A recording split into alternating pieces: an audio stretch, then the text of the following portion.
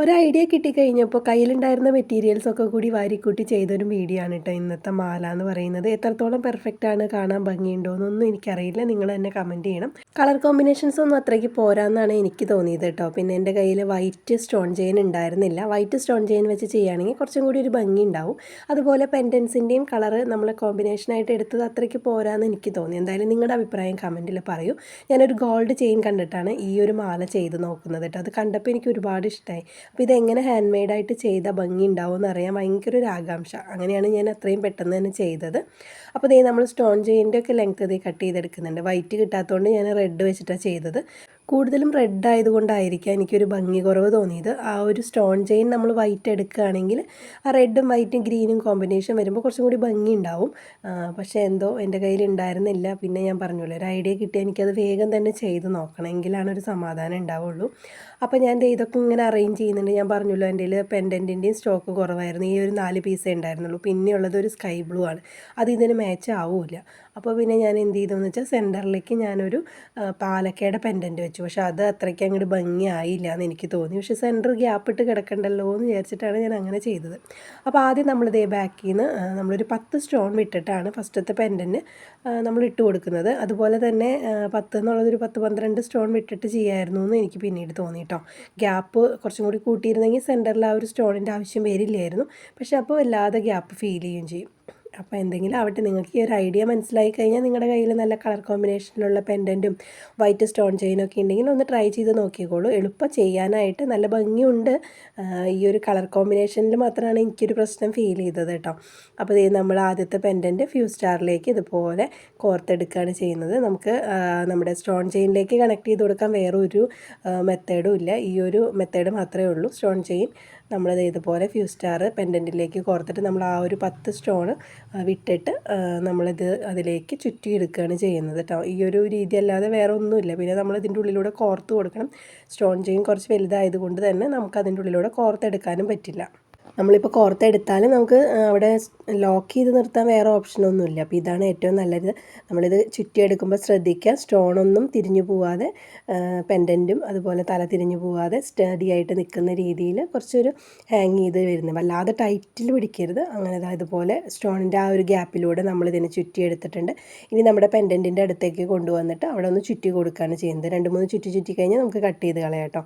അപ്പോൾ നമുക്ക് കമ്പി ആയതുകൊണ്ട് ഒന്ന് അഡ്ജസ്റ്റ് ചെയ്തൊന്ന് തിരിഞ്ഞാലും അഡ്ജസ്റ്റ് ചെയ്ത് വയ്ക്കാം. എങ്കിലും നമ്മൾ ചുറ്റുന്ന സമയത്ത് സ്റ്റോണൊന്നും തിരിയാതെ പെർഫെക്റ്റായിട്ട് തന്നെ ചുറ്റിയെടുക്കുക. ഇതുപോലെ ഗ്യാപ്പിട്ട് ചുറ്റിയെടുക്കുന്ന പണിയേ ഉള്ളൂ. ഗോൾഡിലെ ചെയിൻ കണ്ടപ്പോൾ ഞാൻ വിചാരിച്ചത് എങ്ങനെ ഞാൻ കണക്ട് ചെയ്ത് കൊടുക്കും. ഞാൻ പറഞ്ഞല്ലോ, കിട്ടിയ ഐഡിയയിൽ കിട്ടിയ മെറ്റീരിയൽസൊക്കെ വാരിക്കൂട്ടി ചെയ്തെടുത്തതാണ്. പെട്ടെന്ന് തന്നെ ചെയ്തതാണ് കേട്ടോ. ഒരു 5 മിനിറ്റ് കൊണ്ട് എനിക്ക് ഇത് സെറ്റാക്കി എടുക്കാനായിട്ട് പറ്റി എന്നുള്ളതാണ്. മേക്ക് ചെയ്യാനല്ല ഞാൻ പറഞ്ഞത്. ഞാൻ പെൻഡൻ്റൊക്കെ വെച്ചിട്ട് ഈ ഒരു ഐഡിയയിൽ എങ്ങനെ ചെയ്യാൻ പറ്റും എന്നുള്ളത് ഞാനൊരു 5 മിനിറ്റ് കൊണ്ട് തന്നെ സെറ്റാക്കി എന്നുള്ളതാണ്. അപ്പോൾ ഇത്ര എളുപ്പമാണ്. പിന്നെ ഇതിൻ്റെ ബാക്കിൽ നമുക്ക് കണക്ട് ചെയ്ത് കൊടുക്കാനായിട്ട് നമ്മൾ ഐ പിൻ വെച്ചിട്ടാണ് സെറ്റാക്കുന്നത്. ബാക്ക് ത്രെഡ് വെച്ചിട്ട് നമുക്ക് ഇതിട്ട് നോക്കാം. ഞാൻ രാത്രിയാണ് ഈ വീഡിയോ എടുക്കുന്നത്. അതിൻ്റെ ലൈറ്റിൻ്റെ ഇഷ്യൂസും ഉണ്ടെന്ന് തോന്നുന്നു.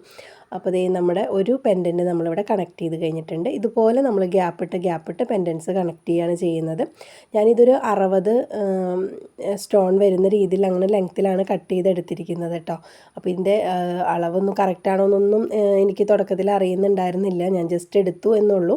ഇനി ഇതിൻ്റെ ഗ്യാപ്പ് ഞാൻ ഈ പെൻഡൻറ്റുകൾക്കിടയിലുള്ള ഗ്യാപ്പ് 10-10 തന്നെയാണ് എടുക്കുന്നത്. അപ്പോൾ നിങ്ങൾക്കത് കറക്റ്റായിട്ട് വരാൻ വേണ്ടി നമ്മൾ ഓപ്പോസിറ്റ് സൈഡിൽ നിന്നും കൂടി ചെയ്ത് പോരുകയാണ്.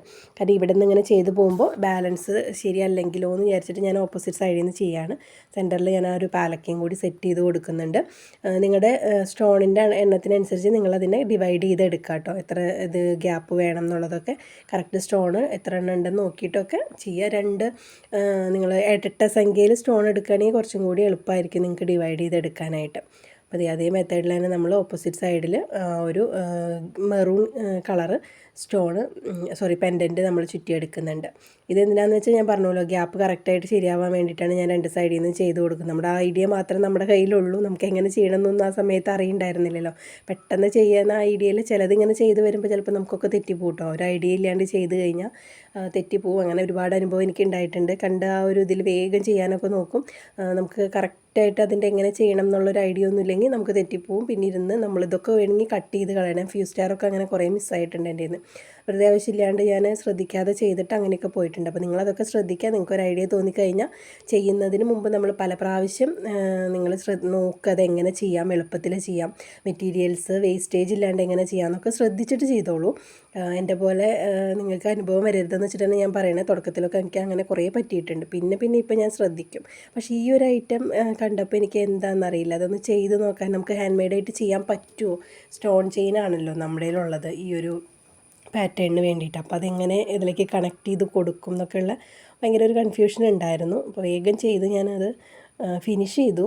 എന്നാലേ എനിക്കൊരു സമാധാനം ഉണ്ടാവുള്ളൂ, നമുക്ക് ചെയ്യാൻ പറ്റുമല്ലോ എന്നുള്ളത്. ഞാനങ്ങനെ ഒരുപാട് ഗോൾഡിൻ്റെ ഹാൻഡ് മെയ്ഡായിട്ട് ചെയ്തിട്ടുണ്ട്. ഗോൾഡ് മോഡലുള്ള മാലകളും കമ്മലുകളൊക്കെ നമ്മുടെ ചാനലിലുണ്ട്.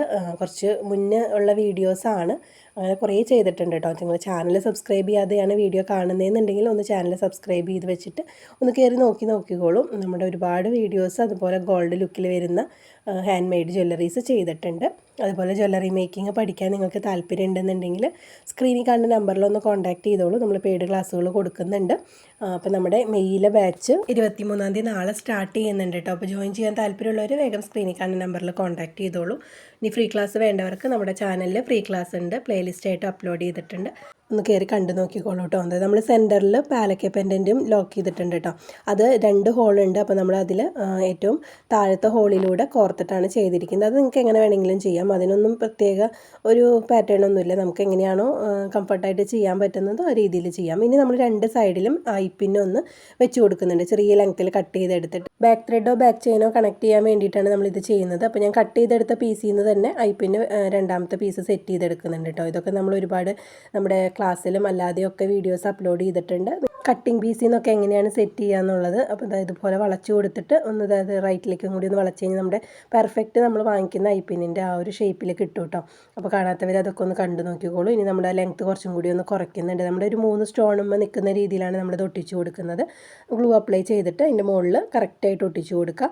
നേരെ വയ്ക്കാതെ നമ്മളൊന്ന് ചെരിച്ച് വെച്ച് കൊടുക്കണം. ഇതുപോലെ നമ്മുടെ ആ ഒരു ഹോള് ചെരിഞ്ഞ് നിൽക്കുന്ന രീതിയിൽ വെച്ച് കൊടുക്കുക.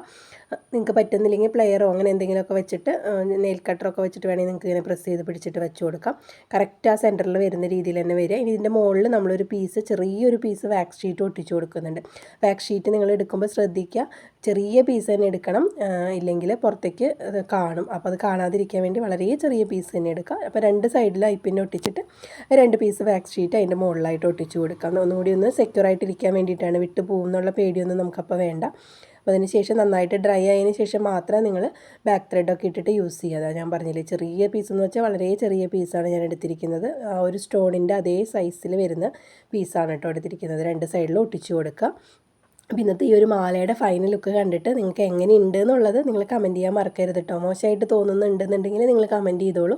കാരണം നിങ്ങൾ എല്ലാവരും എന്നെ സപ്പോർട്ട് ചെയ്യാറുണ്ട് കമൻറ്റ് ചെയ്ത് അഭിപ്രായങ്ങളൊക്കെ പറഞ്ഞ്. അപ്പോൾ നല്ലത് മാത്രമല്ല, മോശമായിട്ടുണ്ടെന്നുണ്ടെങ്കിലും നിങ്ങൾ കമൻറ്റിൽ പറയണം. നിങ്ങൾക്ക് ഇഷ്ടമായില്ല ഈ ഒരു മോഡൽ, അതേപോലെ കളർ കോമ്പിനേഷൻ നന്നായിട്ടില്ല എന്നുണ്ടെങ്കിൽ കമൻറ്റ് ചെയ്യാൻ മറക്കരുത്. അപ്പോൾ നിങ്ങളുടെ കമൻറ്റിന് വേണ്ടിയിട്ട് ഞാൻ വെയിറ്റ് ചെയ്യായിരിക്കും. കാരണം ഞാൻ പെട്ടെന്ന് ചെയ്തെടുത്തത് കൊണ്ട് തന്നെ എനിക്ക് നല്ല ടെൻഷനുണ്ട് നിങ്ങൾക്കിത് ഇഷ്ടമാവോ ഇല്ലയോ എന്നുള്ളത്. അപ്പോൾ അടുത്ത ദിവസം വേറൊരു മോഡലായിട്ട് നമുക്ക് കാണാം. അതുവരെ എല്ലാവർക്കും ബൈ.